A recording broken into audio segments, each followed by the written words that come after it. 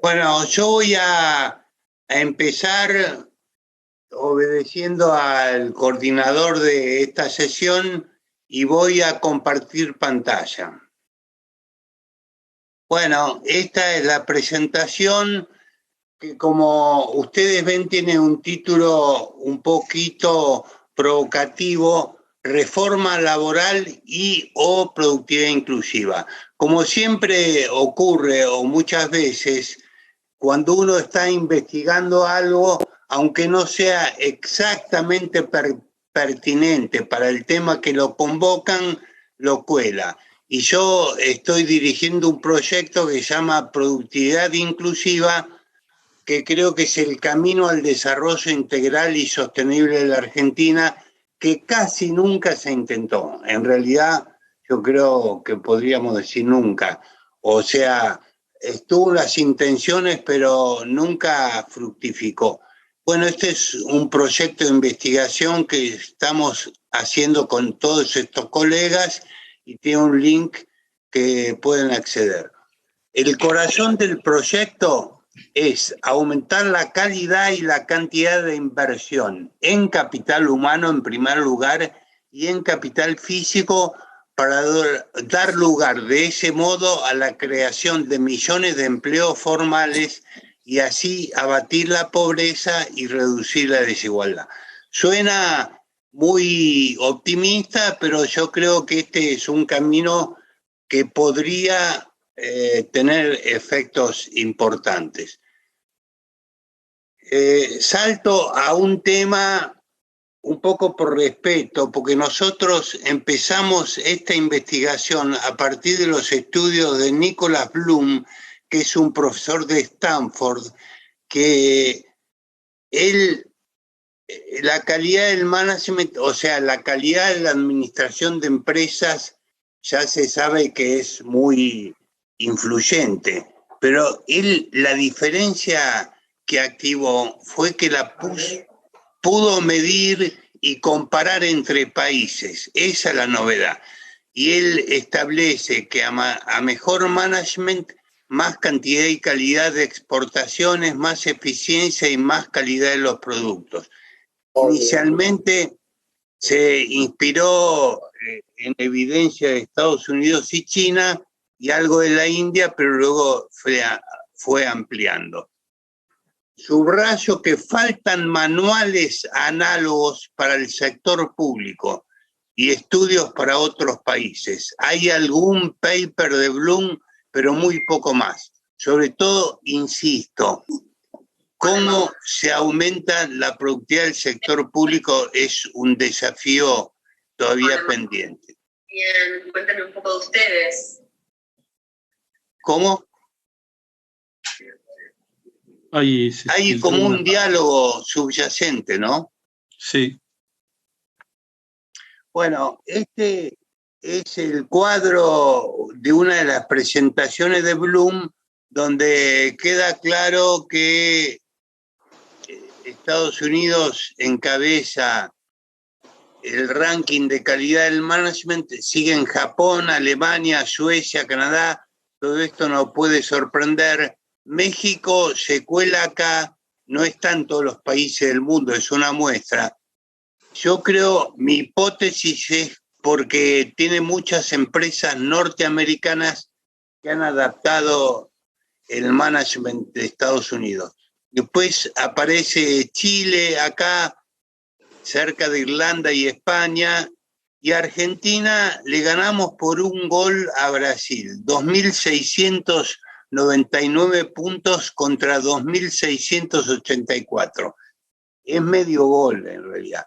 Bueno, la Argentina está en una posición interesante. Ahora les voy saltando a un tema que es empírico. Nosotros hicimos una encuesta por muestreo de todas las empresas argentinas, de todas las provincias y regiones de la Argentina, para conocer un poco cuál era el pensamiento de los empresarios respecto de este tema. La primera sorpresa fue que solo un 75% de las empresas mide la productividad por hombre ocupado, ¿no? Es rarísimo eso. O sea, hay una cuarta parte que no monitorea y ni siquiera mide la productividad por hombre ocupado. Tampoco son muy alentadoras las respuestas sobre el programa de capacitación. Solo un 27% de las empresas lo hace para todos los empleados, un 30% para la mayoría, pero hay un 43% que capacita solamente a una minoría o no hace ninguna capacitación. O sea, que hay un margen, como se dice, una oportunidad de mejora, diría el optimista, bastante grande. Sí. En este tema.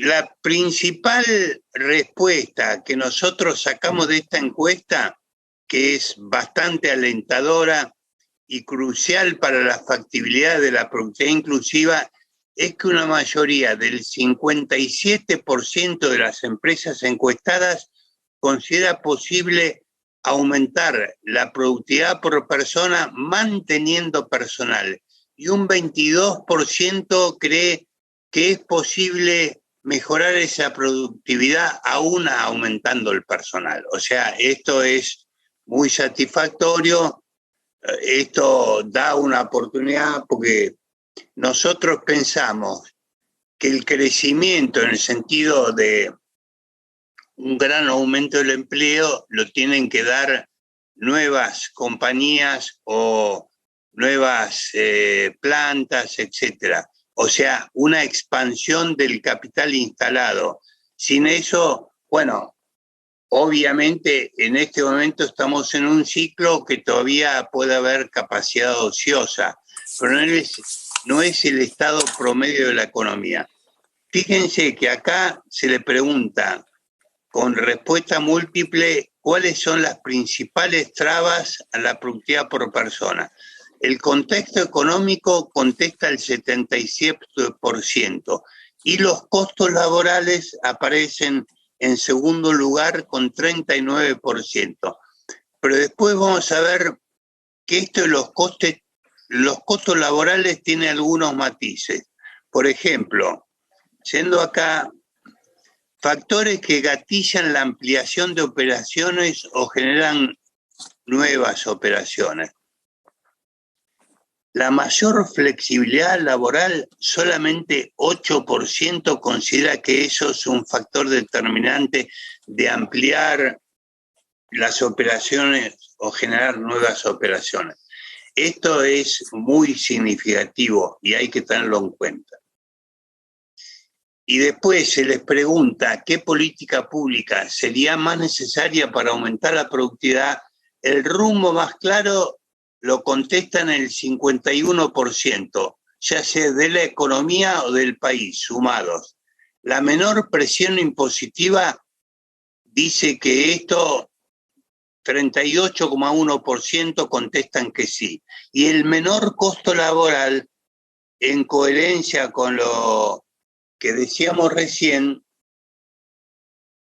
solamente 6%. Fíjense que esto es muy distinto de lo que normalmente se piensa o está instalado. Yo vengo con esta encuesta para que no me tiren con algo, no lo inventé yo, fue una encuesta por muestreo, estadísticamente con todos los requisitos, o sea, es una encuesta representativa. Yo creo que un esquema como la productividad inclusiva sería el verdadero camino a la reforma laboral. O sea, la gran reforma laboral que hay que hacer en la Argentina, perdonen que lo diga de este modo, es generar un aumento en calidad y en cantidad de la inversión en capital humano. Bueno, hay algo que es muy popular, que se dice ahora, transformar los planes en oficios, en gente con oficios, y nosotros estamos desarrollando una propuesta de este tipo y creo que Eduardo también ha propuesto algo semejante. La productividad inclusiva es muy difícil sin acuerdos básicos. El gran problema es cómo conseguimos acuerdos en la Argentina. No somos muy propensos. Por eso yo, para ilusionarlos un poco, recuerdo que también parecía imposible en España en los 70 y surgieron los pactos de la Moncloa, en Israel en los 80, en un tono quizás no tan conflictivo, pero tener una inflación crónica tremenda, en Chile en los 90 y en Sudáfrica, que es el caso quizás más conflictivo, en los 2000. O sea, que acuerdos ha habido en muchas circunstancias y yo creo que sin acuerdos básicos, no digo que todos van a firmar, pero por lo menos una mayoría clara que acuerde hacia dónde tiene que ir la Argentina, cuál es el rumbo que yo creo que es esencial acordar. Podemos discutir las dosis de Estado, si vamos a tener un Estado tipo escandinavo, ojalá que sea así, o tipo norteamericano, o para no irnos tan lejos, tipo Canadá o tipo Estados Unidos, que son de distinto tamaño. Pero esto tiene que ser, estas distintas dosis tienen que ser compatibles con la estabilización monetaria, una solvencia fiscal duradera y una inversión privada sólida y transparente.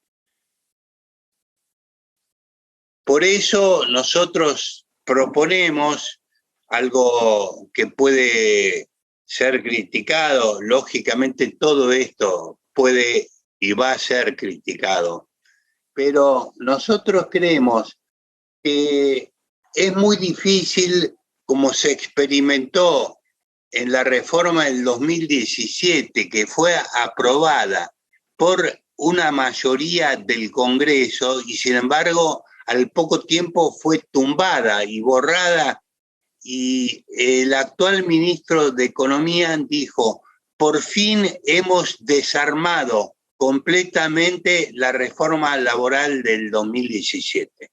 Yo creo que es un error porque era una reforma bastante buena. Bueno, entonces se nos ocurre que un sistema podría ser, un esquema podría ser licitar rebajas impositivas sujetas a aumento de la inversión. O sea, y se otorgan a las que menos rebajas impositivas pidan por pesos de inversión.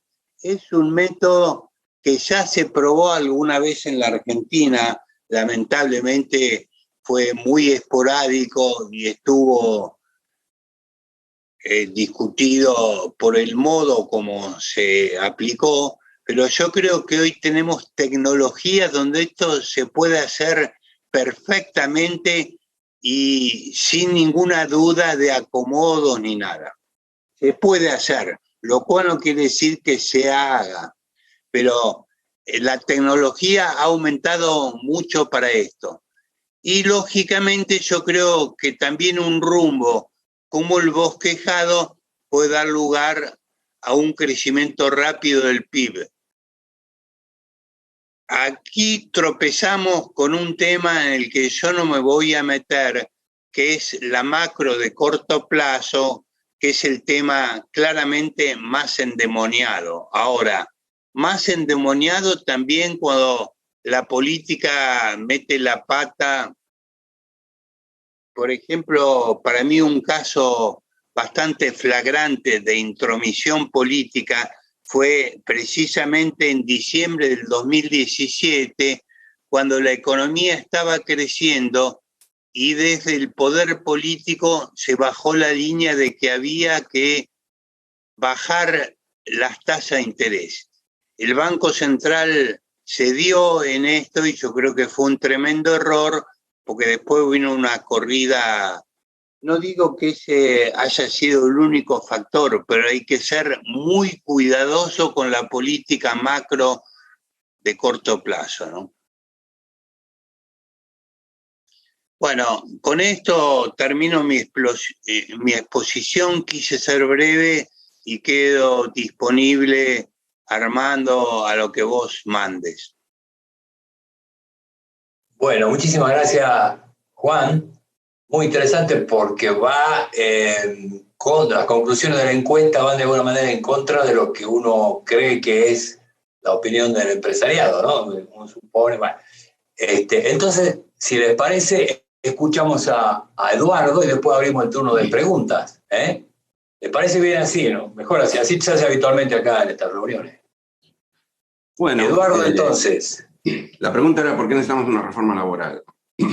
Yo que soy ingeniero, el Centro de Estudiantes de Ingeniería se llama La Línea Recta, imagínense, soy muy lineal, así que voy a responder la pregunta. Con algunos datos circunstanciales que igual conocemos. Para empezar, nosotros tenemos cada vez menos empleo privado formal. O sea, si uno mira la población en edad de trabajar, típicamente desde los 16 a los 64 años, a fin del 2019, de esa población solo el 20% tenía empleo formal privado. A fin de la pandemia, que es la última vez que lo midé, era 18,3. Y supongo que hace 10 años o 15 era 22. Entonces tenemos dos problemas ahí. Uno es que estamos precarizando el trabajo, porque todos los que no tienen empleo formal, dejemos de lado el Estado porque es más complejo, muchas veces es una suerte de seguro de empleo en las provincias, hay permanencia, hay seguridad, se ajusta por salario, es una cosa más compleja, más distorsiva. Pero la gran mayoría, más de la mitad de la gente en edad de trabajar, más de la mitad de nuestra PEA está en trabajos precarios. O sea, algunos independientes la pasan bien, pero la mayoría son independientes de bajo nivel de educación y mucha inestabilidad de salario o informales. Aparte tenemos un problema macroeconómico, claramente, porque nosotros tenemos jubilación universal, como sabemos, de facto desde las moratorias, de jure desde la ley de reparación histórica con la PUAM, con lo cual todos cobramos y aporta el 20%. Eso no cierra con ningún programa de ajuste de ningún tipo, o sea que la macro depende de la inclusión laboral.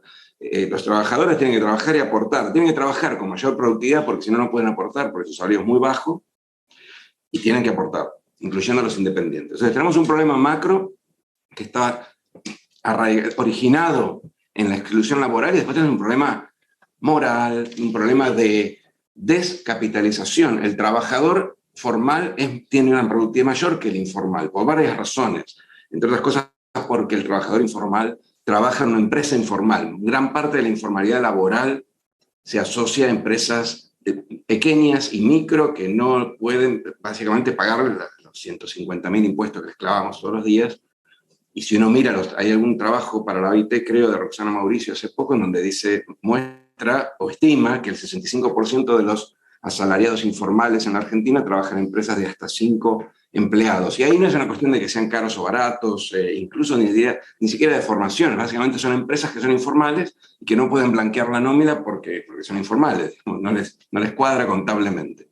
Entonces hay una cuestión incluso tributaria al lado de este problema. Pero el punto más general es que estamos precarizando y a la vez con esto reduciendo la productividad de estos trabajadores. Los trabajadores trabajan en condiciones de productividad más bajas, trabajan muchas veces en un nivel de rotación que va en contra de la acumulación de capital humano. El capital humano no es solo educación, de hecho yo he medido en algunos trabajos, pero hay una larga literatura en donde se muestra que el capital humano depende no solo de los años, no solo de la educación, depende de los años en la empresa, de los años en la ocupación, de los años en las tareas. Entonces yo al pobre tipo lo agarro con la crisis de la pandemia, lo mando a la casa y le digo, anda a buscar laburo en otro lado, en otro sector, haciendo otras cosas, ese tipo se descapitaliza y va a ganar menos. En la práctica gana menos, pero aparte gana menos porque lo que sabe hacer no lo usa y tiene que empezar a aprender cosas a cierta edad, 40, 25 años, donde es cada vez más difícil.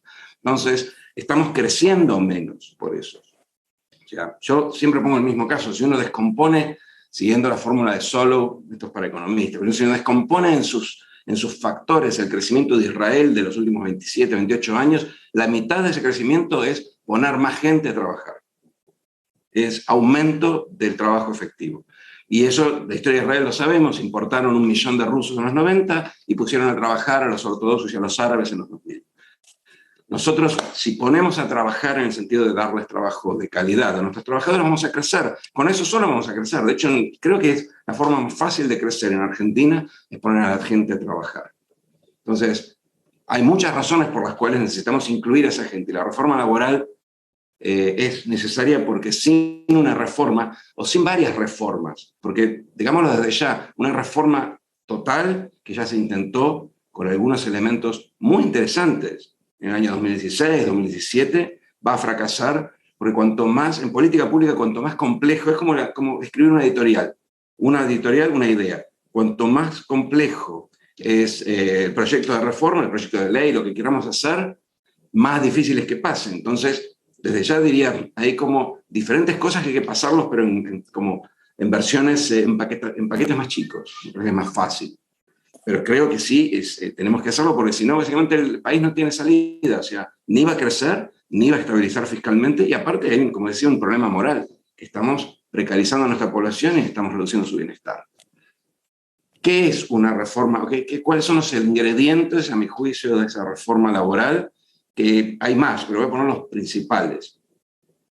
Primero y fundamental, voy a enlazar con lo que decía Juan. Juan es un educador y aparte es un experto en educación y habló de la formación, y a mí, yo en eso no puedo estar más de acuerdo. Hay un déficit de formación de dos tipos. Nuestra educación es elitista, en el sentido que forma para la universidad, pero no forma para nada más. Entonces el tipo, digamos, el 90% que no va a tener el título universitario, no tiene colectores, no tiene dónde ir, básicamente tiene que aprender por las suyas. Tiene muy pocas salidas. Educación dual, técnica, laboral, formación continua, cursos cortos, terciarios, son todos patitos feos de la educación elitista pro-universitaria. Bueno, esa cultura hay que cambiarla, hay que crear las otras colectoras. Ojalá vayan todos a la universidad, pero en los próximos 10 años no van a ir todos a la universidad. Entonces hay que darle de comer, o sea, uno tiene que pensar en lo mejor, pero después tiene que pensar en toda la gente que no llega, y que en este caso es la inmensa mayoría. Entonces, formación laboral. Y si es posible, una jerarquización de la educación técnica y de la educación dual, que en Argentina es mala palabra. Uno dice educación dual y le saltan a la yugular todos los educadores en Argentina. Salvo algunos, salvo Guillermina, digamos, para decir alguna amiga, pero la verdad es que tiene muy mala prensa. ¿Qué es formación laboral? Bueno, la formación laboral es básicamente recoger a todos los heridos de nuestro esquema elitista. El pibe que abandonó el secundario, que no cumplió en edad con el secundario. La última número que yo tuve, que vi, es que el 50, más o menos, el 50% termina en tiempo y forma el secundario en la Argentina. Okay, hay otro 50% que queda colgado o termina tarde o va con alguna de estas colectoras, programas fines o cosas por el estilo. Ese programa fines sirve a medias, porque cuando el chico este tiene 24 años, que tenga el título secundario no le ayuda mucho. Entonces, por ahí no es fines, por ahí hay que pensar en formación profesional y formación laboral. Cursos cortos con una orientación que tiene que ser mucho más inteligente de lo que es ahora. Ahora se enseña lo que el profesor sabe. Si uno mira cómo se genera esta formación laboral, esta formación profesional en los países centrales, donde hay una larguísima tradición, Inglaterra, Alemania, Suiza, todos los países escandinavos, Australia, Nueva Zelanda, mismo en Europa, perdón, en España. ¿Cómo se genera eso? Bueno, hay un diálogo permanente entre la demanda y la oferta, entre el sindicato y las cámaras empresarias, en donde lo primero que dicen es, bueno, a ver, ¿dónde podemos emplear a esta gente con esta capacidad? Entonces tenemos tipos de capacidad media, alta, saben hacer estas cosas. ¿Qué les enseña? ¿Dónde están los trabajos en los próximos 3, 5 años? Esa perspectiva acá no la hace nadie. Hay unos consejos en el INET. Yo conozco que hay cosas nombradas y acrónimos de todo tipo que no funcionan bien. Existen, sí, pero no funcionan bien. Deberían estar todo el tiempo haciendo inteligencia, en el sentido de ir investigando dónde van a estar las nuevas demandas y entonces a los trabajadores, a los futuros trabajadores, formarlos para eso, ¿sí? Hoy formamos torneos en La Rioja pensando que, nada, se necesitan torneos en el Gran Buenos Aires. Tampoco es que se necesitan torneos en el Gran Buenos Aires, pero hay un tipo que sabe enseñar tornería en La Rioja. En La Rioja creo que no ha habido un puesto de torneo hace 200 años, no importa. Se enseña del lado de lo que se puede dar. Bueno, eso se tiene que invertir. Aparte se tiene que jerarquizar en 3 aspectos que son esenciales y tienen que ver con la certificación. Primero, certificar al efector. Hay muchos formadores profesionales que son malos, que son curros. O sea, es un negocio, un intendente, un sindicato. Porque hay dinero para fondear eso. Entonces aparecen los curros. Después tienen que certificar qué tipo de carreras. Es como la CONIAU. O sea, a mí me interesa, la educación es buena en todo sentido para cultura general, pero hay algunas formaciones que yo he identificado dentro de esta inteligencia que decía antes, que son interesantes para poner dinero y fomentar la formación. Eso lo tiene que decidir un instituto, una agencia de formación profesional. Y por último, certificar al estudiante, porque ese estudiante tiene que tener, como tiene la Fundación WOCRA hace muchos años, una tarjeta digital que diga todo lo que hizo, todo lo que se formó, tratar de reducir la asimetría de información que hay naturalmente en el mercado laboral. Entonces, una cosa que hay que hacer es este instituto, llamémoslo de alguna forma, puede ser autónomo, sería lo ideal, si no hay que colgarlo en un ministerio, posiblemente sea más fácil colgarlo de trabajo que de educación. Siempre hay una pica entre trabajo y educación. Alguna vez intentó hacer en el 2016, ganó educación, una victoria pírrica, porque trabajo no le pasó el dinero. Bueno, nada, hay que arreglarlo. Pero eso no podemos en esa desinteligencia entre trabajo y educación no tener un instituto de formación profesional. Entonces, eso es un elemento. ¿Qué otro elemento se me ocurre que es importante? Tiene que haber un régimen de trabajo independiente. Porque nosotros no vamos a tener toda esta gente que está afuera ahora precarizada, empleada. No va a haber, o sea, nosotros no vamos a crear tantos empleos. Es muy difícil crear empleos en el mundo en desarrollo y en particular en Argentina. Entonces, mientras tratamos de hacer ingresar a la gente, de formalizar el empleo informal y de hacer ingresar más gente al empleo formal en empresas generalmente pequeñas y medianas, porque las grandes a lo sumo van a destruir empleo a medida que que se integren con las nuevas tecnologías, lo más probable es que no generen, sino que destruyan empleo. Entonces tenemos que ver cómo hacer para que las pequeñas y medianas generen más empleo. Pero en el interín tenemos que tener un régimen que fomente la formación y la estabilidad laboral y los beneficios que no tienen hoy, y los aportes que no hacen de los independientes. ¿Sí? Hoy el independiente tiene una cosa que es un monotributo, que es como esas cosas que vinieron por un rato y se quedó, como pasa muchas veces en la política argentina, no aportan nada, no tienen ninguna licencia, no tienen ningún incentivo y nadie sabe qué hacen, porque si uno mira, agarra el CIPA, que son los datos administrativos de empleo, y mira qué es lo que dicen que hacen los monotributistas, todo es mentira. ¿Sí? Entonces, tenemos que tener un régimen independiente que no sea el monotributo, que no es nada, ni sea el autónomo, que es un régimen demencial que nadie quiere tocar. Bueno, por eso es que hay tan poquitos. ¿Sí? Entonces, necesitamos también pensar, y cuando pensamos en formación profesional, uno típicamente piensa, porque tiene la imagen de los países europeos, piensa en empleo, hay que crear empleo, hay que formar a un tipo para ir al taller, para una empresa. Eso está bárbaro, pero no va a resolver el problema de empleo porque simplemente no va a haber suficientes de eso. Entonces, cuando uno piensa en la formación, tiene que pensar también en qué vamos a hacer con los tipos que van a trabajar con muchos patrones, que van a trabajar independientes, que van a ser microempresarios, llamémoslo de alguna forma, el tipo que va a cocinar alimentos y va a venderse a los turistas brasileros en el NOA. Porque ese tiene más futuro si lo formamos bien que el tornero de La Rioja. Entonces, un régimen independiente es importante tenerlo. Nadie lo está discutiendo. Nadie lo está discutiendo eso. Está fuera, porque uno piensa en sindicatos. Claro, el sindicato piensa en el empleado, las empresas piensan en los empleados, nadie piensa en los millones de trabajadores independientes. Y no todos son en pobres, ni son de la economía social, ni planeros. No, son trabajadores independientes, cada vez hay más. Después hay que hacer algo con el régimen, con lo que se llaman, técnicamente, por lo menos los economistas lo llamamos así, flexibilidad externa, los costos de entrada y salida, pero sobre todo los costos de salida. Y ahí el punto no es que sean demasiado caros, ahí Armando me puede corregir, porque tampoco es que el seniority promedio de los trabajadores sea tan alto, pero cada vez que tengo que desvincular a alguien, generalmente cuando la empresa está en la mala, no en la buena, tengo un riesgo de juicios o de intervención pública, un riesgo legal de los juicios y un riesgo político de que me prohíban despedir, como pasa, por ejemplo, ahora.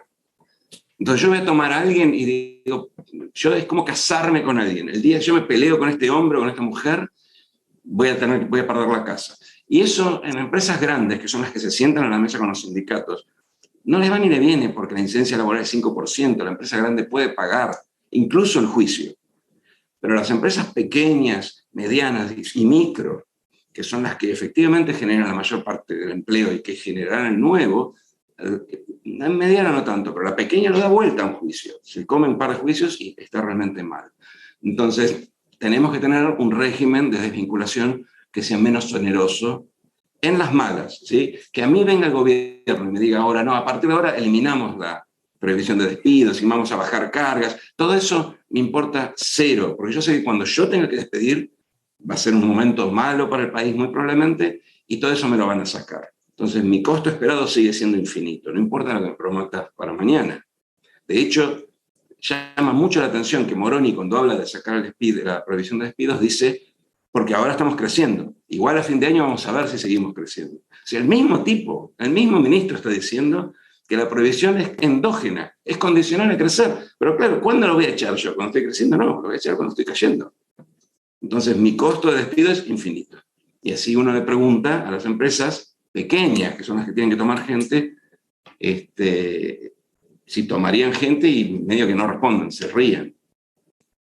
Necesitamos eso. Necesitamos un régimen tributario para las pequeñas y microempresas. Porque como decía antes, si yo quiero formalizar, la informalidad en muchos casos es un problema no necesariamente de costo laboral, ni siquiera es un problema laboral, es que las empresas que generan esos trabajos, sobre todo trabajos de baja calificación, están todas en negro. Y están en negro no porque el trabajo sea caro, están en negro porque no quieren pagar impuestos, porque son 200, son 170 impuestos, son altos, si los pago todos son imposibilizantes, pero aparte, aunque los quiera pagar todos, necesito una batería de contadores para darme. O sea, pensemos en empresas de 5, 10 habitantes, 10 empleados. Simplemente no tienen no tienen la capacidad como para resolver el problema tributario. O sea, necesitamos un régimen simplificado para todos, pero en particular para esas empresas. Eso va a ayudar a generar empleo. Si yo bajo las cargas sociales y no resuelvo eso, no va a haber más empleo.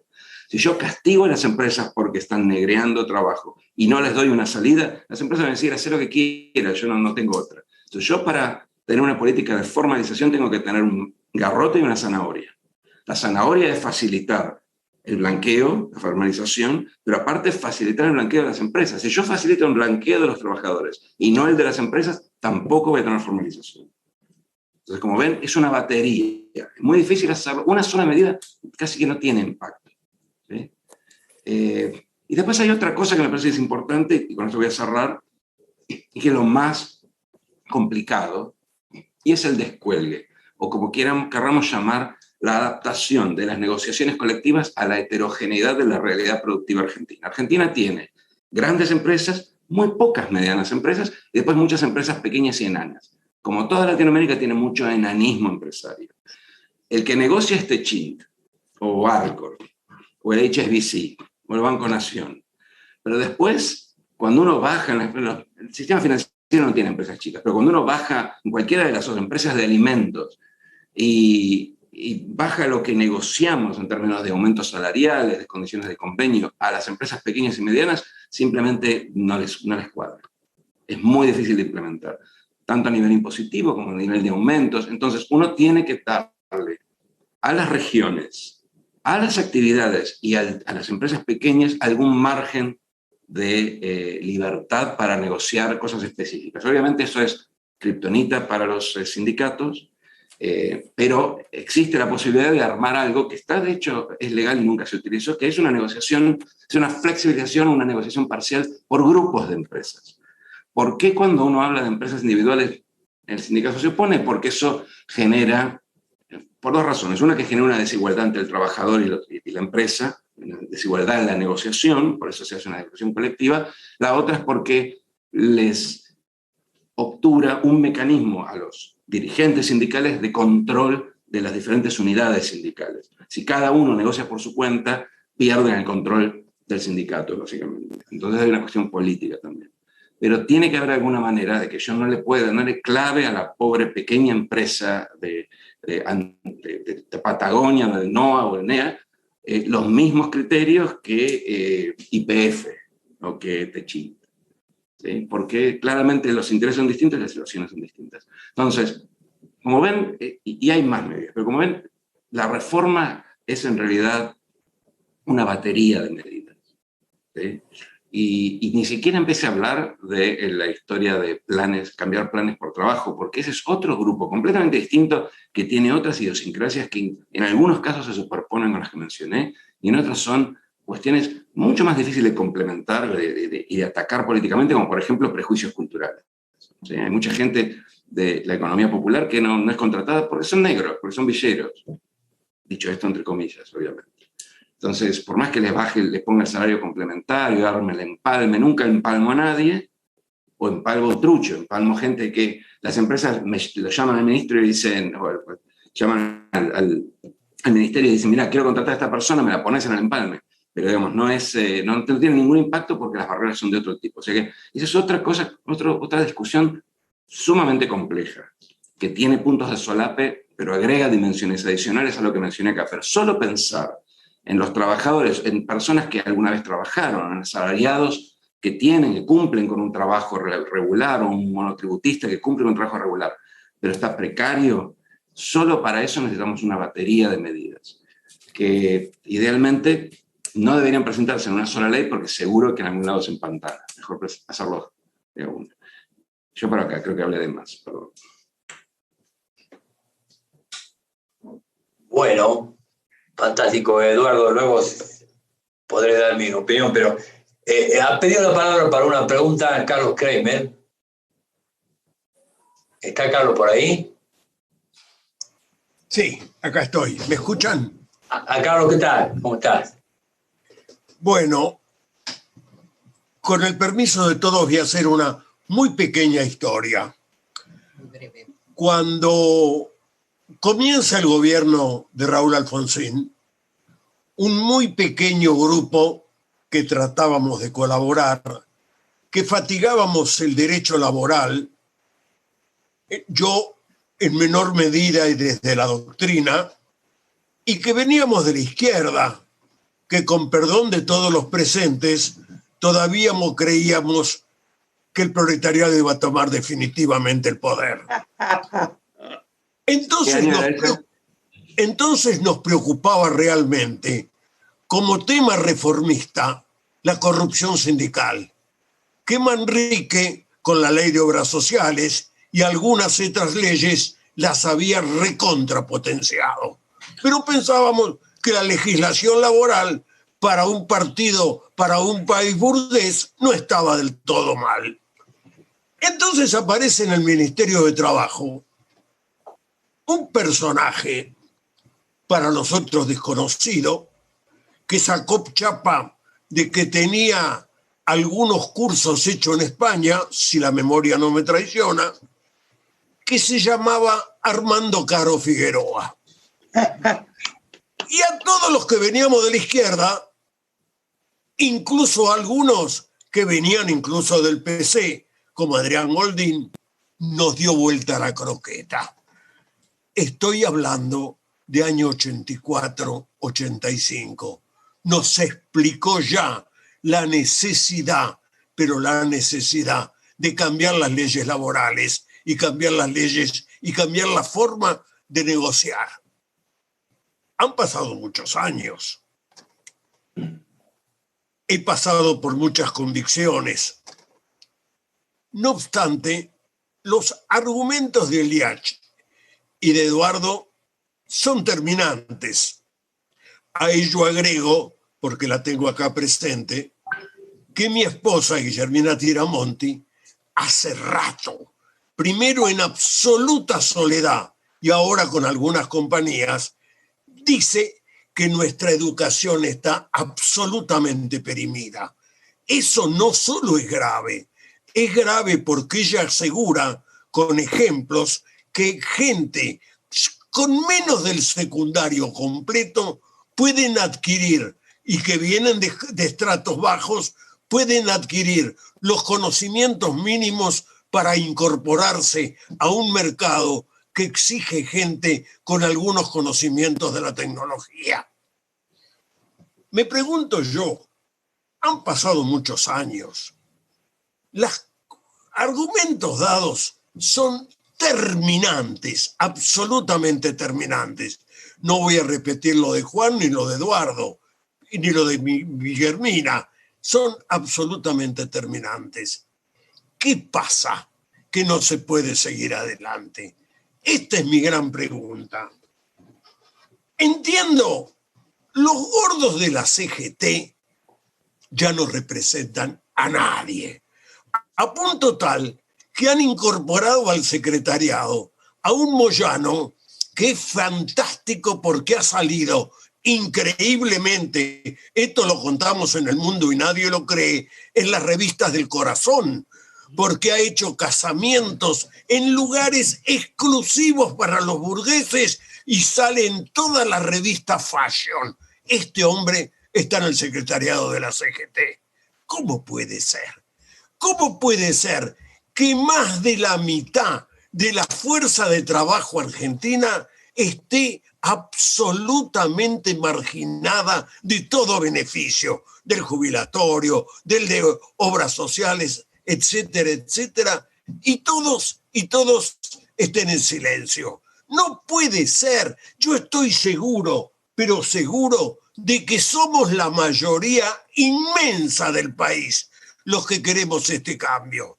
Para terminar, yo hace rato, también en solitario, creo que el país está en un dilema gramsciano. Hay un país que no termina de morir y hay otro que no termina de nacer. ¿Qué tenemos que hacer para que el que tiene que nacer nazca? Esa es más una reflexión que una pregunta, o todo junto y por el mismo precio. Muy bien. Bueno, muchas gracias, Carlos, por la mención y por las ideas estas. Muy interesante. Tiene la palabra ahora Luis, salvo que Juan o Eduardo quieran hacer algún comentario, quizás mejor así, antes de Luis. Eduardo, entonces.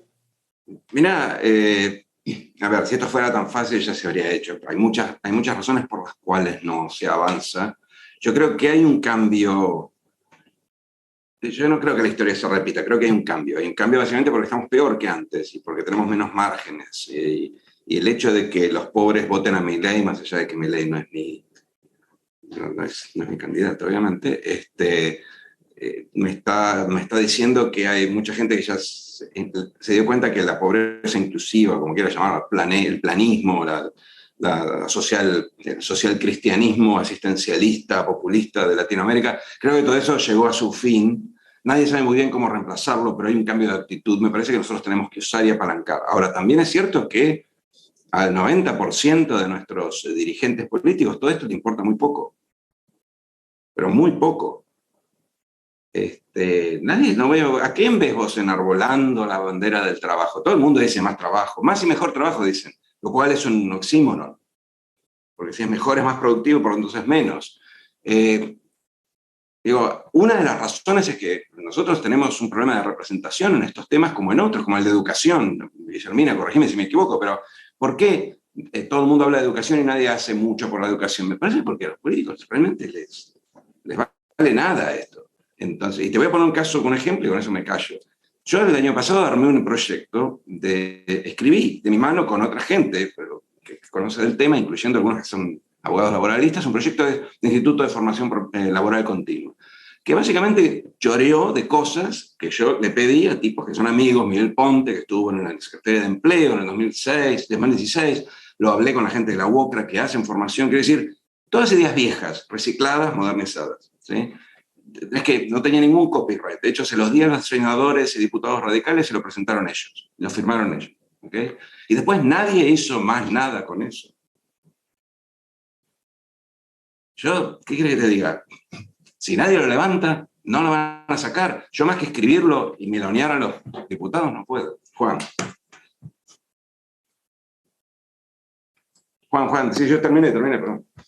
Un pequeño comentario quería hacer, Armando, si me permitís. Yo creo, cuando insistí tanto en el rumbo, que hay un problema de cómo vender esta mercadería, porque todos los que estamos sentados acá, creo que pensamos, no diría idéntico, pero en el mismo cuadrante. Nadie está yendo al sur queriendo ir al norte, ¿no? A lo sumo será la diferencia entre nordeste y noroeste. Por eso creo que hay que insistir en la venta de este tema. La palabra reforma laboral, con todo respeto, Armando, yo la sacaría del mapa, ¿viste? Porque si empezás por ahí, seguro que te bajan, seguro, o por lo menos es muy probable. Yo creo que hay que venderlo por el lado de la educación, la capacitación, que yo estoy totalmente de acuerdo con lo que ha dicho Eduardo al respecto, y que es un tema muy atrasado en la Argentina. Nosotros en la Red de Acción Política hicimos un documento donde ponemos mucho énfasis en los institutos terciarios, que lo primero que habría que hacer es cambiarle el nombre, porque ¿quién va a ir a un instituto terciario comparado con una universidad? Nadie. Es mercadería barata. Hay que jerarquizar la educación técnica tanto a nivel secundario como a nivel terciario. La ley de Educación Nacional de 2006 dice en el artículo 30 que el segundo objetivo de la educación secundaria es formar para el trabajo. ¿Quién se forma para el trabajo en la educación secundaria actual? Casi nadie, salvo los que tienen la suerte o la desgracia de ir a una escuela técnica. Pero la educación para el trabajo debe estar presente en todo el sistema educativo de la Argentina.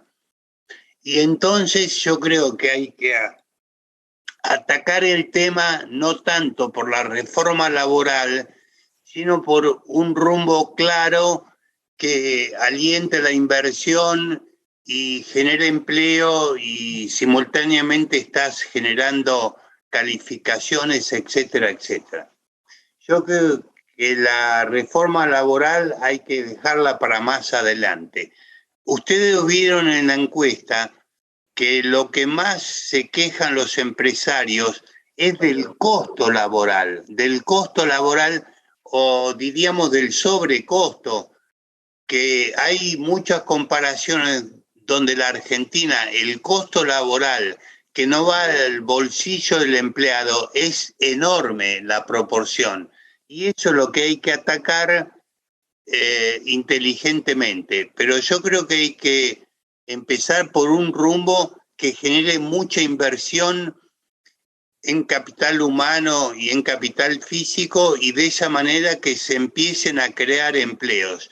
Yo creo que la gran mayoría de los que hoy reciben planes, si hay oportunidades laborales, las van a tomar. Creo que, perdón que introduzca algo muy heterodoxo, pero no tenemos que olvidarnos de lo que está pasando en Rosario y en parte de la provincia de Santa Fe con el narcotráfico, porque el narcotráfico sí es un competidor muy temible con el empleo por derecha, digamos, ¿no? Eso es todo por ahora. Gracias. Bien. Luis tiene la palabra. Luis Rapoport. Bueno, lamentablemente me incorporé tarde, así que no lo escuché a Juan. Voy a ver si escucho después el video. 5 cosas muy rápidas. Hicimos un estudio con la CEPAL y el Ministerio del Interior, donde analizamos las restricciones al crecimiento de las empresas. Trabajamos unas 20 cadenas productivas y unos 18 causales de restricción al crecimiento de las empresas. El primer causal, o la primera restricción, era el financiamiento de la inversión. Obviamente no hay financiamiento. Pero de 18, la segunda es la falta de personal calificado. En la fundación del Observatorio PYME trabajamos regularmente, yo estoy en el Consejo Asesor, trabajamos regularmente las encuestas a las empresas pymes, y se da lo mismo que lo que expresó Toyota la vez pasada. O sea, hay un problema de falta de personal y de calificaciones. Segundo tema, tener en cuenta que la Argentina es un país federal y además muy extenso. Hablar de un instituto nacional de formación o que tenga que ver con esto, para mí es un error. Eso hay que hacerlo en el nivel más próximo a las empresas, porque son las empresas las que saben lo que necesitan. Tanto es así que hoy día hasta las empresas medianas ponen su propia escuela de formación de gente o forman a la gente. No se puede pensar la formación profesional fuera de la vinculación con las empresas. Tercer tema, también es información. Estamos trabajando con el Instituto PYME en tratar de generalizar las prácticas profesionalizantes. Estamos haciendo algunos ejercicios piloto en la provincia de Corrientes, norte de la provincia de Buenos Aires, Bahía Blanca y otros lugares. Y realmente lo que hay y se resuelve localmente, es imposible resolverlo desde el nivel nacional, es una desconexión entre las escuelas técnicas y las empresas PYME, no entre las empresas grandes. Y ahí, digamos, esa desconexión también se resuelve localmente, no hay otra forma de resolverlo. Apenas un 35% de los chicos de escuelas técnicas hacen sus prácticas profesionalizantes en empresas. El resto, que en general son empresas grandes, el resto lo hace en la escuela, lo hace en el municipio, lo hace fuera del ámbito profesional. Por fin, una última cosa que tiene que ver con los incentivos del sistema político. Yo creo que una revolución en serio sobre el tema laboral, no quiero desmerecer lo que se dijo acá, con lo que en general estoy de acuerdo, salvo el carácter unitario del instituto, me parece que no va, es generar un mecanismo de recursos a las provincias según el aumento del trabajo formal no vinculado al sector público, o sea, formal privado, pero que no sean privados que le vendan al sector público. Yo creo que eso tiene que ver con una creación de un fondo, no es necesario una reforma de la coparticipación, pero yo creo que el incentivo de los gobernadores al final del día es siempre la plata, y yo creo que ahí se puede generar algún cambio en el sistema de incentivos del sistema político. Es eso nomás. Bueno, un comentario. Bueno, Armando, sí, un comentario rápido. Nada, después si quieren les paso el proyecto, pero el proyecto, la gestión del instituto es lo mismo que una CONEAU. El instituto son 30, 40 personas y es lo mismo que la INET. Digamos, la forma en que eso se administra en general es localmente la misma forma que un skill council en cualquier país del mundo donde haya ese tipo de entendimiento.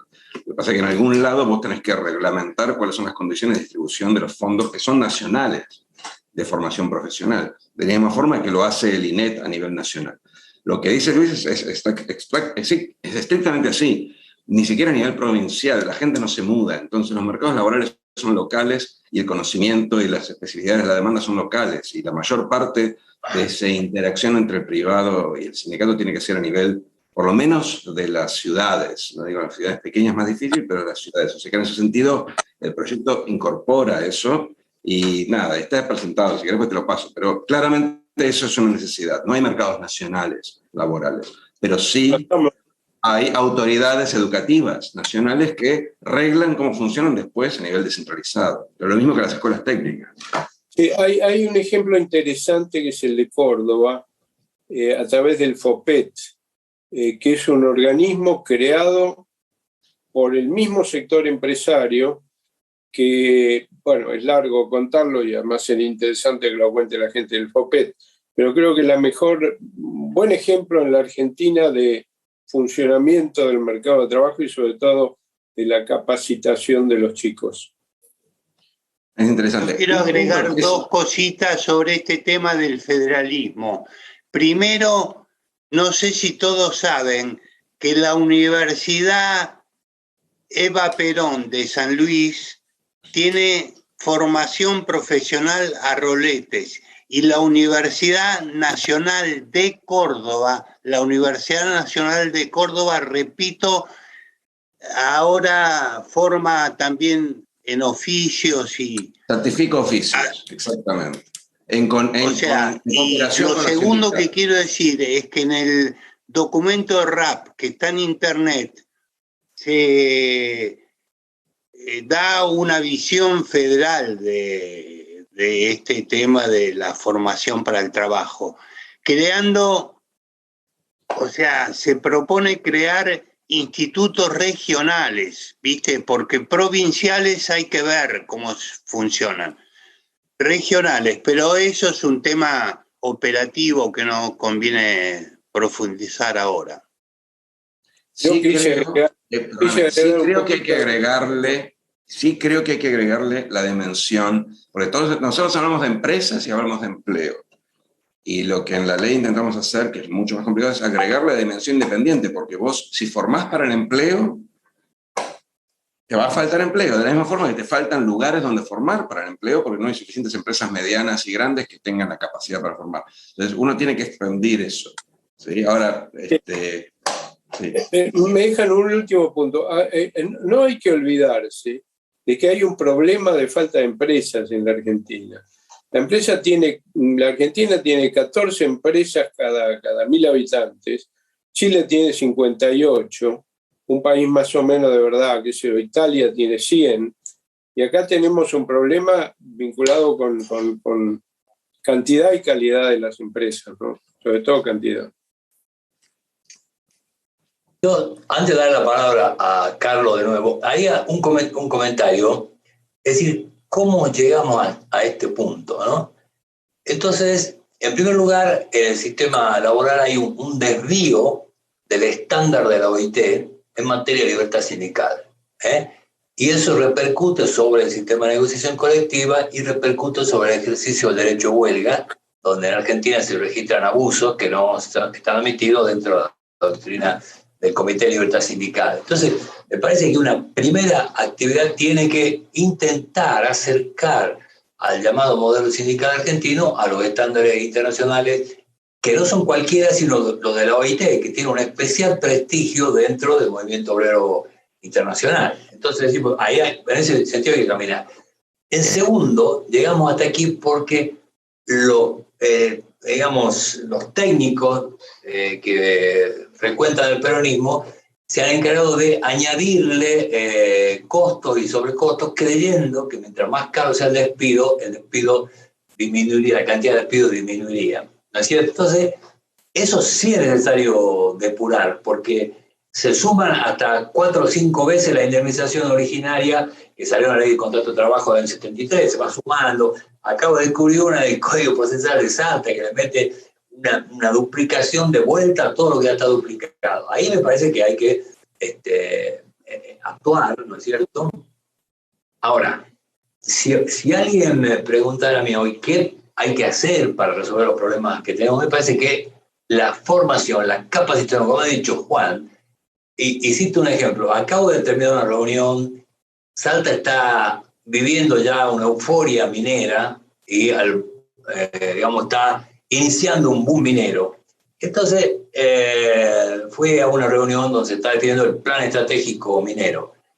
Muy interesante. Entonces las empresas están llegando y se dan con el problema que no encuentran mano de obra en la zona y a 500 kilómetros a la redonda, no encuentran mano de obra. Entonces, ¿cómo se dice? Los habitantes de los pueblos originarios, los que están ahí en la puna, digamos, dicen, nosotros vamos a resistir al desembarco de la minería si no hay puestos de trabajo para nosotros. Y eso depende de que haya formación, hay que formar a estos trabajadores que están marginados del sistema productivo y más todavía de la actividad minera, hay que formarlos.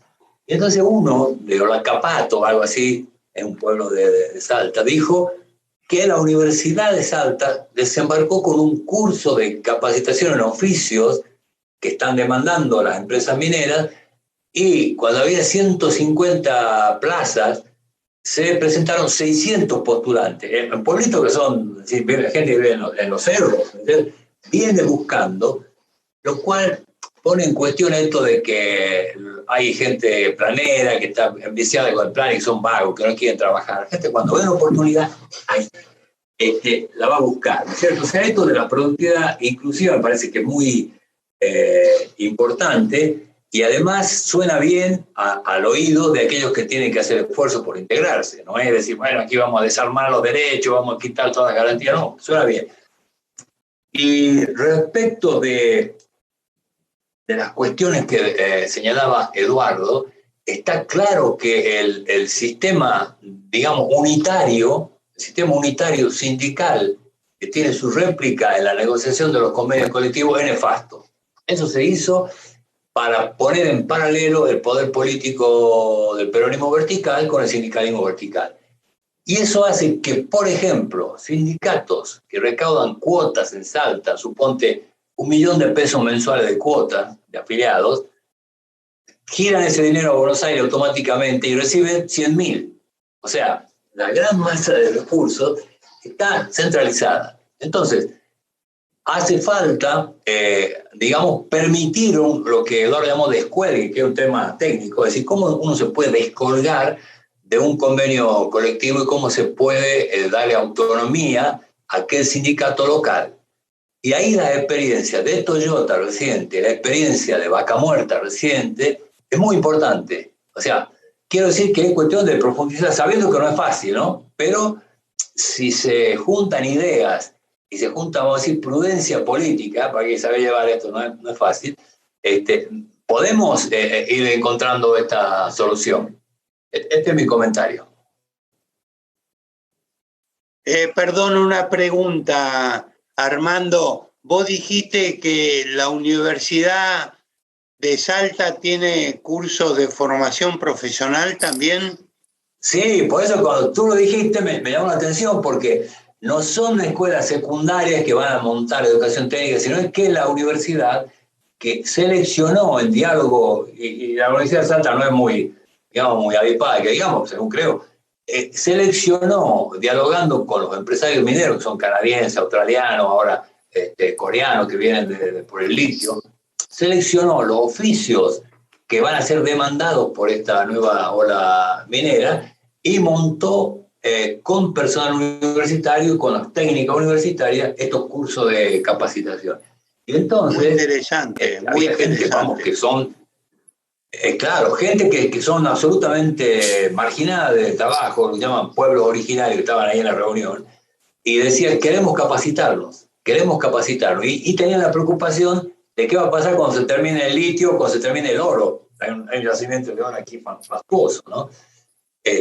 Entonces parece es el asunto de la educación, meter la educación como prioridad. Carlos tiene la palabra. Carlos. Ahí está. ¿Algún agregado? Armando, originariamente, la ley 14250 de convenciones colectivas fue una avanzada. Si la memoria no me falla, creo que la hizo Ferro. Claro, desde luego, Ferro padre. ¿Cómo? El Ferro padre, digamos, había 2 Ferros. Horacio Ferro. Todo esto, el tiempo lo ha ido cambiando, desde luego. Pero yo vuelvo, cada uno tiene algún tema que lo pica como un noble caballo, como decía Crítica. El tema de la corrupción sindical. Siempre a los gordos los terminan arreglando con algún pedazo de plata que hay para las obras sociales. Pero hemos llegado a un punto que el convenio colectivo de los porteros, una vez en un artículo Guillermina dijo portero y la denunciaron a Ninadi porque son encargados de casa de renta. Es un disparate, Una vez lo analicé, lo compartí con el club, y la cantidad de canonjías que tienen es tan impresionante. Aparte, primero, no negocian con nadie. No existe realmente un sindicato o una asociación profesional importante de propietarios de inmuebles. Esto no existe. En segundo lugar, con las canonjías que tienen, mantienen una universidad, no la quiero elogiar demasiado, pero es absolutamente pedorra, un teatro, mantienen a Página 12, mantienen 2 radios, y todo esto con las expensas. Bueno, no quiero dar información confidencial que tengo, pero una buena auditoría a sus libros importaría que alguno va en cana. No la hizo nadie, tampoco Macri, desde luego. No sé por qué. Y el otro tema es que tampoco los sindicatos de izquierda están muy al tono con lo que hay que cambiar. Aparecieron los metrodelegados, que al lado de la UTA, sin lugar a dudas, fueron la vanguardia.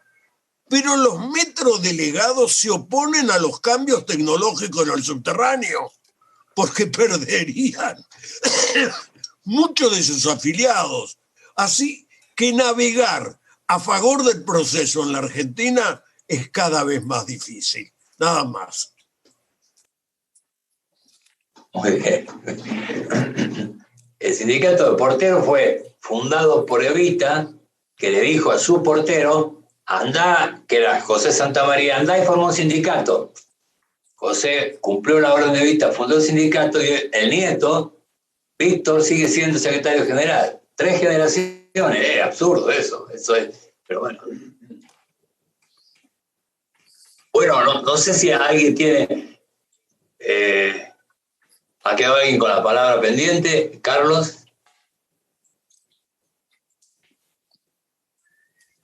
No, pero el asunto es esto de la, ¿cómo te voy a decir? De la inteligencia, también lo dijo Juan, la inteligencia para plantear este proceso, porque el peronismo topó con estos inconvenientes. En el año 54-55, Perón se da cuenta que eso no iba más, y monta el famoso Congreso Nacional de la Productividad, que vale la pena estudiarlo, porque fue un intento de cambiar el modelo sindical. Finalmente eso se echó atrás porque viene el golpe de la Revolución Libertadora, pero ahí está perfectamente indicado cuál sería un rumbo sustentable con un capitalismo de la época de un modelo sindical. Esto me parece que es importante de reconocer. Creo que es más fácil. ¿Cómo? Por lo menos para ver que sea una fuente de inspiración para el presente, ¿no, Armando? Porque ese Congreso de Productividad, como vos decís, fue un hito peronista que después se dejó de lado. Yo no estoy tan seguro que tengas que cambiar, primero que puedas cambiar al sindicalismo, a los sindicatos viejos, ¿no? Porque hay sindicatos nuevos y hay actividades nuevas y sindicatos que se van a formar con otra lógica. Pero no creo que tampoco es que sea necesario, creo que es difícil, si no imposible cambiarlo, no creo que sea necesario para destrabar esto, porque algunas de las cosas que nos estamos diciendo acá cuentan con el apoyo de los empresarios. De hecho, varias de las iniciativas que estamos mencionando acá tuvieron una vuelta de negociación en el 2016 y 2017, y después por cuestiones casi diría insólitas, y por ahí incluso de impericia, pero impericia bien intencionada de los hacedores de política que estaban a cargo, y después obviamente por la crisis, quedaron en un cajón, pero muchas de esas iniciativas contaban con el apoyo. O sea, el Instituto de Formación Profesional, digamos, los sindicalistas no se oponen, hay que ver cómo se reparte la guita, quién tiene el poder, pero hay apoyo ahí. Lo mismo con la eliminación el manejo distinto de las multas de los litigios laborales, o sea, sacarle la multa a los abogados. Hay cierto consenso, porque digamos, tanto el empresario como el sindicalista pierden en eso. Entonces, Yo creo que es un error pensar en, no hablemos de reforma, en avanzar con una modernización laboral contra los sindicatos. Creo que eso es un error. Creo que esa no sale. Creo que hay algunas de estas medidas, de estas iniciativas que para nosotros nos parecen muy lógicas, que a ellos tampoco les parecen tan ilógicas, que hay diagonales que se pueden trazar ahí. Lo que sí, seguramente, y creo que eso corre para todas las políticas públicas, pero en particular para esta, seguramente nos sirve, es discutirla en los medios. O sea, en el fondo, si me preguntás, yo creo que la estrategia hoy, por lo menos la mía, y de gente con la cual yo estoy hablando y trabajando, es discutirla bajo tabla, sotoboche, armar las cosas, sondearlas, ver dónde chocan, todas estas cosas. Yo presento una iniciativa, Viñari me dice es una boludez, eso no pasa, esto. Perfecto, tomo nota, corrijo, todo tranquilo. Tenerlo todo preparado y tener a los accionistas de estos de alguna forma como, no digo consensuados, pero por lo menos sabiendo que no van a poner un palo en la rueda antes del próximo gobierno y que el próximo gobierno avance con las iniciativas. Pero me parece que la discusión, tratar de instalarlo a través de los medios, genera las peores reacciones del sindicalismo, las reacciones más defensivas. Y aparte pone a los tipos que apoyan estas medidas, los expone, si las apoyan, a los oportunistas que intentan básicamente robarle poder, porque hay una interna, hay varias internas muy fuertes en la CGT, robarle poder precisamente por apoyar este tipo de modernización. Entonces me parece que hay que ir, que la inteligencia también es parte de esto, de saber por dónde encarar el proceso, no ir de frente. Y lo digo porque sé que hay mucha gente que piensa al revés de esto, ¿sí? O sea, que piensan que hay que ir a la guerra. Yo creo que esa guerra es un empate en donde perdemos todos, pero creo que sí hay algún espacio como para negociar esto y que el gobierno de Cambiemos intentó hacerlo y lo hizo bastante bien hasta que la crisis medio que mandó todo para atrás. Acá Victoria hace una pregunta para la cual yo no tengo respuesta, pero sería bueno si alguien tiene una respuesta contestarla, ¿no? Porque me parece una pregunta relevante a esta altura. Ella pregunta, decilo vos, Victoria. ¿Dónde está Victoria? No, es lo que acabo de escribir. Me preocupa porque hasta las elecciones se hablaba exclusivamente de tener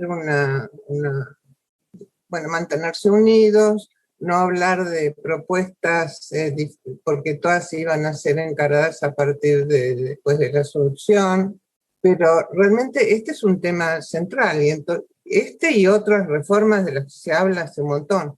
Entonces a mí me gustaría saber si realmente están explicitadas, si alguien las conoce, y cuáles son. ¿Qué cosa? ¿Las reformas? Sí, para no hablar de reformas, como dijiste vos, Eduardo, cambios, esos cambios... No, yo creo que se tiene que hablar que se tiene que modernizar el mercado laboral y de incluir gente que está presente, revertir la precarización creciente de los últimos 20 años. Creo que se tiene que hablar de un acuerdo fiscal para eliminar el arbitraje nación-provincia, que es como condición necesaria para hacer luego una reforma tributaria que racionalice los impuestos y sea más justa equitativamente, porque el que paga mucho y la mayoría no pagan. Creo que hay que hacer una reforma educativa es más difícil, pero una reforma previsional sin duda, porque si no dentro de 5 años vas a tener otra crisis fiscal. Y creo que hay que empezar a hablar en esos términos de la población. Otra cosa es decir, mandar un proyecto de ley reformando la indemnización. Eso no hay que hacerlo. Yo creo que no hay que hacerlo. No mandarlo y lo discutimos, vamos a mandarlo para romper el agua, para romper el hielo. Yo creo que el hielo se tiene que ir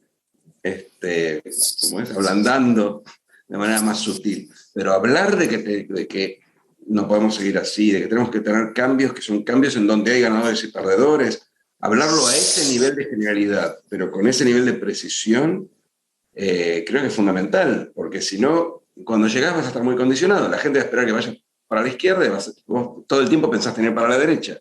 Tampoco es tan fácil hacer la gran Menem y decir, ya está, voy a hacer todo al revés. No es gratis. No le fue gratis a Menem tampoco.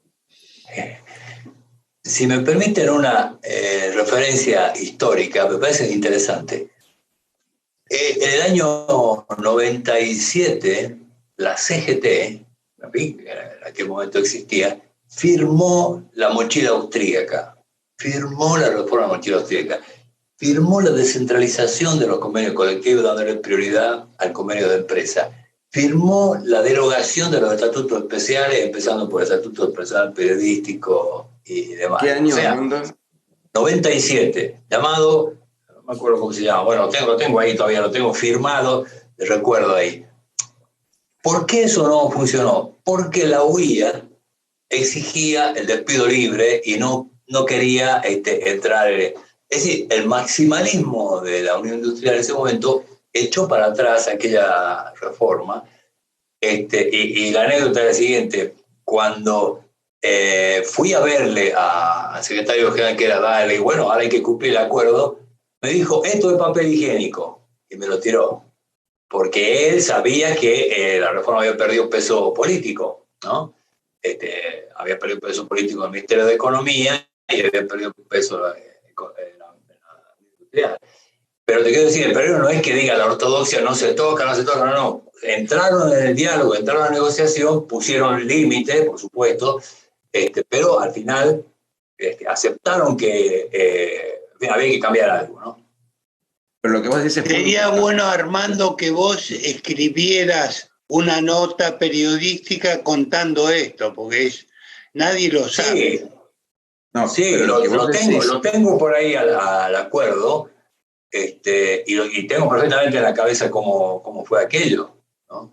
Dos cosas te pido. Una es que circules el acuerdo o me tires una referencia y yo lo busco de última, porque me parece súper interesante. Lo segundo es que lo que vos acabas de decir tiene una enseñanza que acá se suele subestimar. Yo te digo, no es que todo sea lo mismo. Los sindicalistas muchas veces defienden lo suyo, incluso contra los propios intereses de los trabajadores, pero los empresarios en muchos casos no le van en saga. Entonces, también tenemos que hablar con los empresarios. Yo cuando hablo de estos temas, hablo a los dos bandos, porque al final del día, la negociación, los dos tienen que poner un poco.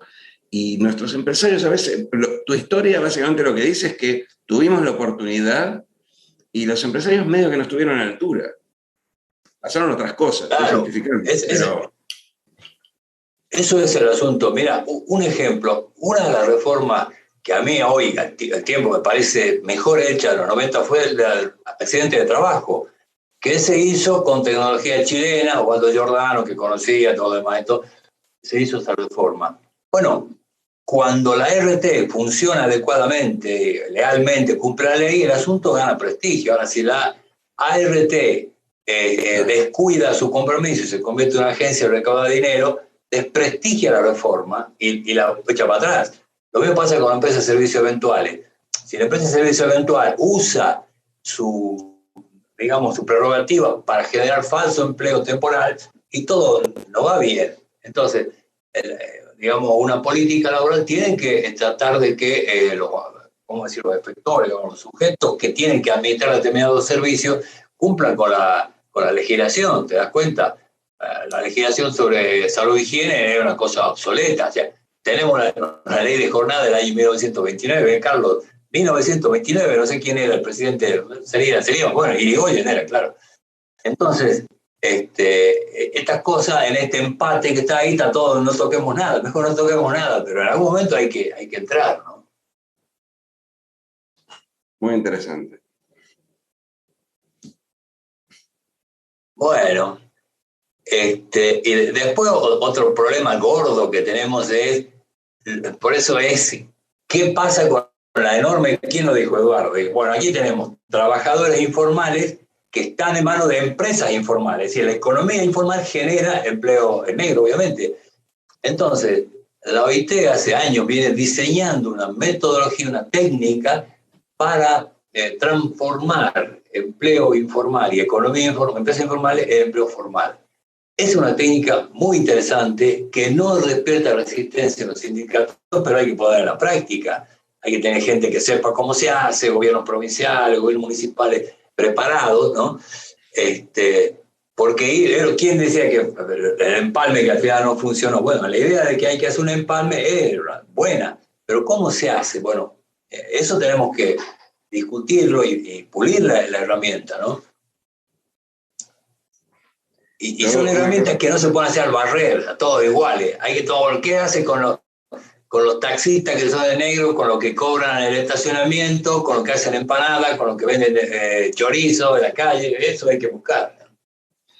Una medida adicional a esa batería que mencioné y que está en relación con lo que decías vos, tiene que tener que ver con la revisión, la transformación de los programas llamados de empleo, ¿sí? O sea, la UH, si me preguntás, yo la haría incondicional, porque la condicionalidad te gana tanto como que te pierde. Y hay un debate ahí, por ahí Juan tiene otra visión. Los programas pro empleo tienen que tener una fuerte condicionalidad. O estudiás o trabajás. No, y me refiero a no la cosa esta de las listas truchas de trabajo, que no es trabajo genuino para acceder a un plan. Tenemos que usar eso para incentivar a la gente que, si no sabe hacer nada, que se forme. Mucha de esa gente no puede conseguir trabajo, no puede emplearse, empalmarse en ningún lado, porque no sabe hacer nada. No sabe hacer nada, exactamente. No sabe hacer nada. ¿Por qué debería saberlo? Nosotros no lo enseñamos, los padres no lo enseñaron, son las víctimas del fracaso del Estado, no es que ellos tengan la culpa. Pero entonces, Eduardo, no entiendo por qué querés sacar las condicionalidades de la UH que están muy bien y funcionan bien.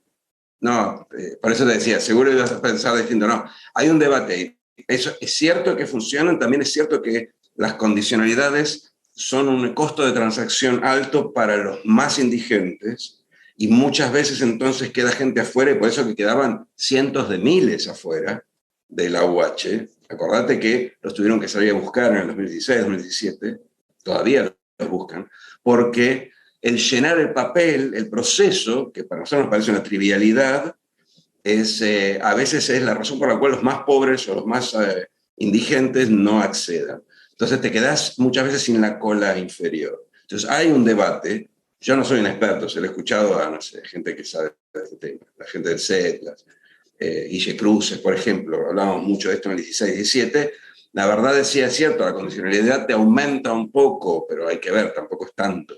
La asistencia a la escuela y sobre todo la cuestión del cuidado de salud, pero te deja fuera a los que más la necesitan y no olvidemos que es una transferencia que es en realidad una transferencia. Son básicamente dos cosas, ir a la escuela y vacunarse. Me parece perfecto a mí. No, yo sé que no, está bien, pero hay gente que tenés que pedir el certificado y llenar los papeles y mucha gente que no entra, digamos, como te digo, cientos de miles de personas que no entran. Una pregunta. Te voy a decir una cosa. La condicionalidad tampoco es que funciona tan bien porque en la escuela te firman en el papel aunque no vayas. Eso lo sabemos. O sea, está relevado y tampoco es que quien diseña, nos estamos yendo de tema, ¿no? Pero tampoco es que quien diseña la UH está pensando en ejercer la condicionalidad férrea porque lo que quiere es básicamente transferir una especie de piso mínimo para sacar de la indigencia a las familias. Entonces, no se hace el enforcement. Entonces, eso por un lado. Pero aún en ese caso, ir a la escuela, que a veces no te queda tan cerca, y pedirlo y presentarlo, aunque parezca una trivialidad, insisto, lo que me cuentan es que hay familias que simplemente no lo hacen porque no saben cómo hacerlo y pierden de registrarse. Igual sí, insisto, no soy igual ahora se creó la tarjeta alimentar que no tiene ninguna condicionalidad. ¿Qué cosa? Al principio tenía, que era que podías comprar. La tarjeta alimentar no tiene esas condicionalidades. La tarjeta ahora, no tiene la condicionalidad. Una pregunta. Una pregunta. Normalmente, digamos, la situación de los trabajadores podía mejorar si se lograba crear empleo para esos trabajadores. Entonces era automático. Entraba al mercado de trabajo, tenía un salario, tenía seguro social, etc. Ahora hay una enorme masa de trabajadores que no tienen trabajo. Son trabajadores, pero no tienen trabajo ya quizás por generaciones, 2, 3 generaciones que no trabajaron nunca. esta gente, además de no tener renta, porque además de no tener renta, que es insuficiente la asignación universal por hijo y la otra, vive en condiciones infrahumanas, en muchas zonas, ¿no? Sí. Entonces, para ellos es una reivindicación encontrar herramientas para mejorar esa condición, digamos, de suburbana que tienen, no sé cómo llamar. La pregunta es, el plan este de barrios pobres, para erradicación de barrios pobres, que creo que fue la única ley votada por unanimidad en la última legislatura, también en tiempo de Macri, ¿no es una oportunidad también para crear empleo y para integrar a este ejército de trabajadores sin trabajo? ¿Podés decir en el proceso de erradicación, utilizarlos como mano de obra? Claro. Sí, en parte es un poco lo que piden algunas de esas organizaciones. Lo cierto es que, y esto te digo hablando en este caso con Grabois, él decía, no todos los trabajadores, por lo menos no sus trabajadores, son constructores. O sea, hay un 20% que saben hacer las cosas y el resto no sabe hacer nada. Entonces, es una solución parcial. Pero una de las cosas que estaba en el centro de la negociación con la UOCRA, viste que hubo en algún momento un plan que le llevó a la UOCRA para hacer algo juntos, y era básicamente utilizar en estas construcciones de financiamiento público, de urbanización, utilizar la mano de obra local, que eran los villeros, los que vivían en el barrio. O sea que sí, algo de eso hay, y creo que todo lo que sea construcción, algo de eso se puede hacer. El punto es que no es la solución. Pero no hay una solución, o sea, acá todo es básicamente por eso yo hablo de batería, vos tenés que hacer todas, porque todo te da tenés 20 balas que ninguna de ellas es de plata, pero algo ayuda, sí, yo creo que eso se puede coordinar, porque algunos de esos muchachos tienen algún conocimiento de construcción y aparte tienen la habitualidad del trabajo. No te olvides que formar también es que el tipo te vaya al día siguiente, ¿no? O sea, la gente que no está habituada al trabajo. Nosotros tuvimos una charla la semana pasada con Gerardo Martínez y él decía, para mí la formación aparte es enseñarle al tipo que tiene que cumplir horario. ¿Entendés? O sea, cosas básicas como esa. Pero hay un mínimo de gente que sabe hacer eso y lo puedes emplear, sí. Ya. Carlos, te doy la palabra. Eduardo, vos hablaste de la búsqueda de consenso, lo cual me parece bien, ¿no? Sí.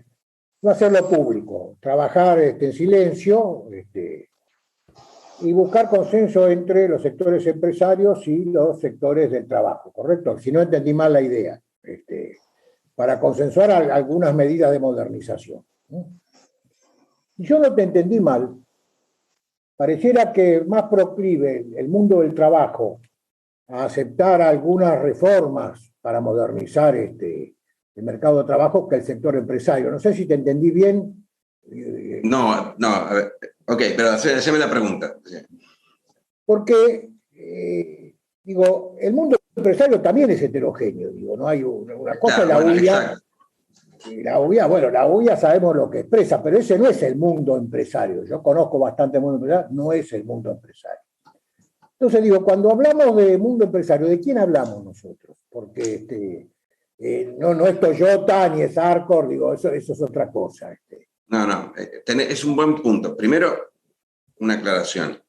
Tanto en el mundo, entre los sindicalistas como en el mundo empresario, hay muchísima heterogeneidad y yo tengo un problema de selección, pero yo siempre voy a terminar hablando con el tipo que tiene ganas de hablar conmigo sobre estos temas, que es, a mi juicio, el más interesado en estos temas, si querés, el más moderno, por lo menos más comprometido. Y lo mismo me pasa con los empresarios, porque las reuniones que yo armo, la gente con la que hablo, estos empresarios, entienden todo esto que decimos y podemos, no es que pensamos igual, pero ciertamente podemos hablar del tema tranquilamente. Entonces, hay mucha heterogeneidad, ¿no? Yo lo que decía es otra cosa, es que una cosa es plantear los lineamientos y los temas, pero cuando vos tenés la ley, no te olvides que al final del día, las políticas públicas tienen un solo formato. No es el diagnóstico, no son los lineamientos, es la reglamentación, la normativa, la comunicación, el Banco Central, la ley. Es eso. Yo enseño políticas públicas y al final de la clase vos me tenés que traer un proyecto escrito como un proyecto de ley o como un proyecto de reforma. Entonces, ese proyecto es el que no vale la pena tirarlo en un diario. Porque te van a salir todos los otros diciendo, no, esa discusión no la puedes dar mediáticamente. Salir a decir que tenemos que tener educación para el trabajo, sí yo lo hago todo el tiempo, si no me estaría contradiciendo. Pero yo tengo un proyecto, ¿sí? Ahora, no va a ser mi proyecto el que salga, yo lo sé, tengo varios de hecho. No va a ser nunca el mío, va a salir con cambios, va a salir distorsionado, va a salir deformado y va a salir firmado por otra gente, que no voy a ser yo. Me da igual. Yo necesito que ese proceso de transformación suceda, y no sucede en los medios, porque en los medios saltan todas las defensas, ¿sí? Por eso cuando uno se junta de manera solapada, si querés, sin decir qué es lo que se habla. Porque yo hablo con un sindicalista y el sindicalista dice, yo estoy de acuerdo con vos, pero yo no puedo decirlo, me lo dice todo el tiempo. Entonces yo digo, ok, vamos a hacer todo el proceso sin que vos tengas que decirlo en los diarios, ni siquiera decimos que nos encontramos, pero hagamos el ensayo. ¿Por qué? Porque yo cuando llego al gobierno, ya tengo que tener todo ese proceso hecho. No puedo perder un año haciendo las reuniones, porque en un año se me acabó el tiempo. Un gobierno argentino tiene 6, 9 meses para meter las reformas. Lo que no metiste en los primeros 9 meses, muy difícil. Tenés que ir a la reelección si llegás, pero últimamente no llegamos. Entonces, tenés que ser muy rápido. Y antes de llegar tenés que tener no la idea de que tenemos que cambiar estas cosas, no, el proyecto. Y de alguna forma el proyecto sondeado, inmunizado de las críticas de sus accionistas, como para no perder tanto tiempo. El proyecto de reforma previsional, nosotros tuvimos un proyecto, tardamos 2 años en tenerlo, no es el cambio de la fórmula, que eso no es nada. Era el proyecto, había gente laburando, entre ellos yo también hice mi aporte, pero a los 2 años no había forma de pasarlo. Entonces, lo tenías que pasar cuando pasaste la reparación histórica. Hay varias razones por las cuales no la pasaron en ese momento, pero una de ellas es que no había proyecto. No teníamos el proyecto armado. Por eso es que la ley de reparación histórica planteaba llamar a los expertos, armar una recomendación, después ir al Congreso. 3 años. 3 años en el periodo, ¿sí? Nunca vamos a tener esos 3 años. Tenemos 2 años ahora y 6, 9 meses después. Ese proceso es el que yo digo que hay que hacer calladamente, porque se entiende mejor la gente. ¿Sí? Eso es lo que digo. Estoy de acuerdo. Pero no es que no hay que hablar del tema, hay que hablar del tema. De acuerdo. Te agrego algo, no te agrego nada, te pregunto. Cuando vos decís esto, estás diciendo que es un proyecto que debe ser estudiado, preparado por una fuerza política que aspira a gobernar, ¿correcto? Sí. Por una coalición. Por lo cual, esto se inscribe en el debate dentro de alguna coalición. Sí, lo estamos trabajando. Perdóname, en este caso particular, Ricardo, lo estamos trabajando. Y yo me junto con la gente de Pensar y la idea, nosotros nos miramos y decimos, mira, al final tenemos que tener un proyecto. Tenemos que llegar con un proyecto. Que yo voy a coincidir en un 50%, no me calienta. Lo importante es que tengamos un proyecto. Lo cual es bastante lógico, eso es normal en la vida. Hay que ser generoso en parte en esa discusión. Pensar que yo voy a venir con un proyecto, voy a decir, mirá, ya lo pensé todo, es absurdo. No, correcto. Existe. Ahora, pregunta. Esto supone 2 cosas. Una coalición que aspira a gobernar, para eso está y compite, debe estar dotada de una batería, de algunos proyectos centrales, para instalarlos rápidamente cuando llega el gobierno. ¿Correcto? Esta es la idea, un shock. Es decir, lo instalamos ahora que tenemos la legitimidad de origen, para ponerlo en algún término. Pero ni siquiera es un shock es otra cosa. No, esto es, vos querés una reforma. Bueno. La reforma previsional no es un shock, porque legalmente vos no podés modificar derechos adquiridos. Entonces, es una reforma gradual por definición. El gradualismo, eso es una cosa que yo quiero aclarar, el gradualismo no es tomarte tu tiempo para pensar las cosas. El gradualismo es, vos anunciás el día 1 todo lo que vas a hacer, pero no lo haces todo a las apuradas en un día. Son cosas distintas. Entonces, vos tenés que tener muy claro cuáles son los proyectos. Pero no es que vas a dar vuelta en país en un día, es muy difícil hacerlo. Pero las grandes reformas, no los cambios presupuestarios. Te digo que el presupuesto, en general, medio que lo heredás cuando asumís y al año siguiente heredás el 95%, porque está todo asignado. Pero las reformas, tenés una ventana, ¿sí? Entonces, esas reformas yo creo que las tenés que tener bien calibradas con los propios y con algunos extraños. Bueno, porque yo supongo que esas reformas, cuando sos gobierno, y aún aceptando el sendero de la gradualidad de la implementación de la reforma, requiere una conversación, un diálogo, un acuerdo con la oposición, porque va a jugar, porque todo esto va a pasar por el momento. No, con parte de la oposición, con parte de la oposición. Bien. Ok. Está bien, de acuerdo. Entonces esto implica... Hay una diferencia muy... Con vos hay gente con la cual en este país, esta es mi opinión, pero podés dialogar y hay gente con la que no podés dialogar. Entonces tratá de dialogar con la gente que podés dialogar. Está bien. Lo que te lleva a algún grado de cooperación interpartidaria. En el Congreso. Sí, para eso está el Congreso. Sí, sí. En el Congreso. Está bien. Bueno, ¿qué pasó con la experiencia de Juntos por el Cambio entonces? Nunca se dio eso. Nunca apostamos a esa cooperación partidaria. ¿Por qué razón? ¿Qué pasó? ¿Hay alguna...? No sé, yo jugué un rol muy marginal ahí. Hay que preguntarle a los que tomaban las decisiones. Supongo que algún grupo, no todos, porque también todo es heterogéneo en la vida, tampoco simplifiquemos de más, ¿sí? Y sobre todo en la política. Me imagino que hubo una visión, por gente que yo escuché y con la cual dialogué y incluso discutí, de que si vos ganabas la elección de medio término, eliminabas al adversario. Hoy en una charla que teníamos acá en la Ditela, justo antes de venir para acá, Manuel Agis decía, hay dos formas de generar consenso. Y la primera, decía, es eliminar al adversario. Y nosotros decimos, bueno, eso no es consenso, ¿sí? Eso es masacre. Ok, por ahí Cambiemos, alguna gente en Cambiemos pensó que se podía eliminar al adversario. ¿Con qué? Con la ley de reparación histórica, con la ley de emergencia social, con la ley de urbanización, con el certificado de dominio. Le robamos las bases al peronismo y después vamos solos como por un tubo. Yo creo que es un error, creía que era un error en el 16, me cansé de discutir el tema de la reforma previsional en mediados del 16, pero yo era muy marginal. Entonces, mi visión es que creo que se equivocaron. Pero ahora con el diario del lunes está mucho más fácil.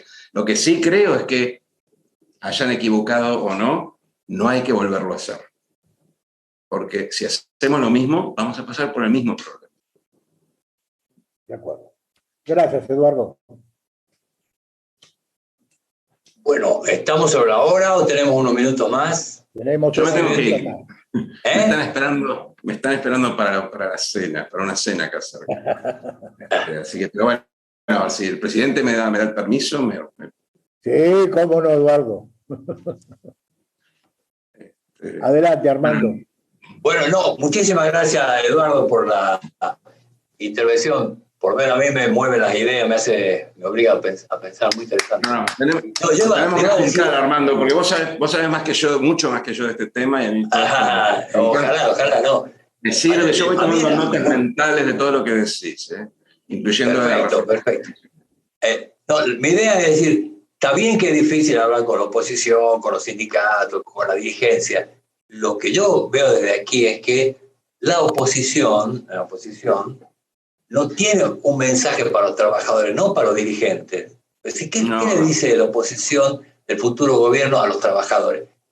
Eso es lo que falta a mí. Yo no veo aquí a los trabajadores, que ahora son mis amigos, que ahora asesor, tiemblan ante un gobierno, digamos, de Juntos por el Cambio. No, bueno, es como si fuera... es un excelente punto, y por eso yo intenté hacer la nota de que en parte estos temas no surgen porque algunos dirigentes simplemente no terminan de entender la criticalidad del tema. Entonces, lo que decís es cierto. Bueno, hay que convencerlos de que eso no solo trae votos, sino que aparte es la única forma de salir de este estancamiento. Pero bueno, es un trabajo pedagógico arduo. Muy bien. Bueno, muchísimas gracias de nuevo, Eduardo. Te liberamos. A Juan José también. Saludos a todos. Che, un aplauso. Gracias. Hola, Eduardo. Gracias.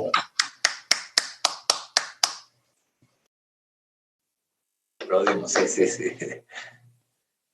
Bueno, si alguien quiere decir algo, quedó pendiente o quedó con ganas de plantear alguna idea. Perdóname, Armando, yo había comentado el tema de que yo no veo que los sindicatos pongan la misma energía en pelear por un mayor empleo que en pelear los aumentos salariales. Y entonces, bueno, ¿qué es lo que pasa con eso? Sí. Primero que el sindicalismo, mi opinión, mira, el sindicalismo actual vive de la inflación. Si no hubiera inflación, habrían perdido la razón de su vida. Es decir, ellos, aun cuando pierden en la puja esta precios-salarios, ellos se presentan frente a los trabajadores como los hacedores de la actualización salarial. Entonces, cada 6 meses, cada 8 meses, están ahí. Esa es su razón de existir, les legitima. Ahora, obviamente, el problema del empleo, la creación de puestos de trabajo y la mejora de la calidad de condiciones no entra en la agenda sindical. Y yo creo que el esfuerzo es tratar de que entre. O sea, los sindicatos son corresponsables de una política de empleo en la medida en que se los convoque. Habrá que sentarse con esta gente y ver descentralizadamente qué es lo que hay que remover para que se creen buenos puestos de trabajo, ¿no? Mientras tanto, están contentos los empresarios que negocian salario contra inflación y los sindicalistas, pues van bien. Y es un engaño terrible. Por eso, a mí me da la impresión que lo primero es parar la inflación. El primer objetivo que debe tener un gobierno es parar la inflación y ofrecer a cambio de eso, sí, determinados cambios institucionales que los sindicatos tienen que aceptar, ¿no es cierto? En fin, es muy complicado el asunto, muy difícil. No, pero por eso Juan sostenía que vos necesitas un programa macro de corto plazo que estabilice, antes de impulsar reformas modernizadoras. Digo, sin estabilización macroeconómica, le ocurrió a Macri en todo caso también. Claro. Los proyectos no avanzan porque la crisis te devora. Claro. Es decir, si uno dice la inflación va a seguir siendo el 50%, el trabajo negro va a seguir siendo el 50%, y además tienen que desarmar las garantías de los trabajadores y un mal negocio para los trabajadores. En cambio, si uno dice la inflación será, no sé, 5% anual, el desempleo bajará, etcétera, y para esto hay que hacer determinadas concesiones, eso sí tiene una lógica, ¿no? Correcto. De acuerdo, bueno, no sé si hay algo más que decir. Si no, damos por finalizada la reunión, si les parece bien. Armando, muchas gracias por la moderación. Bueno, nada. Reunión. Bueno, ha sido nos un vemos gusto, en la próxima reunión. Nos vemos, saludos a todos, buenas noches. Adiós.